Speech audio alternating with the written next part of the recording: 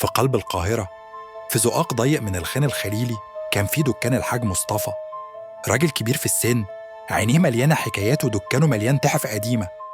بس في ليلة صيفية حرانة، السوق كان هادي، وفجأة صوت زعيق قطع السكون. محمود ابن الحاج جاري على الدكان، لقى أبوه ملقي على الأرض، دم نازل من جبهته، وخاتم نحاسي قديم. كان الحاج دايماً يقول إنه له سر اختفى. أحب أقول في البداية إن أحداث القصة دي حقيقية، لكن تم تغيير الأسماء والأماكن لحماية خصوصية الأشخاص، وأي تشابه في الأسماء أو الأماكن هو مجرد صدفة بحتة، ومش مقصود بيه أي شخص بعينه.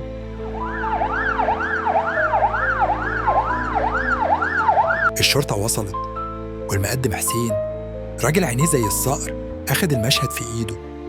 لقى آثار جزمة مليانة طين، رغم إن الخان ما فيهوش طين من شهر.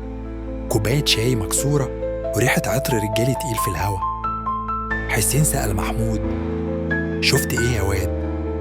محمود وهو متوتر: كنت بره أشتري كبدة. حسين نزل السوق يسأل: عم شوقي بتاع الكبدة قال إنه شاف واحد غريب لابس جاكيت جلد قرب الدكان. ست فاطمة بتاعة الفوانيس قالت إن الحاج كان بيتخانق مع واحد اسمه رامي على الخاتم. حسين بدأ يربط الخيوط. الخاتم ده مش عادي، فيه نقوش غريبة وشائعات إنه بيوصل لكنز في الجمالية. حسين قال في نفسه: اللي سرق الخاتم عايز يبيعه في السوق السوداء. حسين قرر يراقب محمود. شافه بيحفر في زقاق ضلمة جنب جامع قديم. إيه ده يا محمود؟ حسين ظهر فجأة. محمود عيط وقال إن رامي هدده عشان يسرق الخاتم. حسين قرر يعمل كمين، خلى محمود يتصل برامي ويقول له إنه لقى الخاتم. حددوا ميعاد في كافيه قديم في وسط البلد. في ليلة ممطرة، رامي وصل الكافيه لابس جاكيته الجلد. حسين كان جاهز مع رجالته. لما رامي حاول ياخد الخاتم، الشرطة هجمت. رامي جري في الزقاقات، بس حسين لحقه وأيده.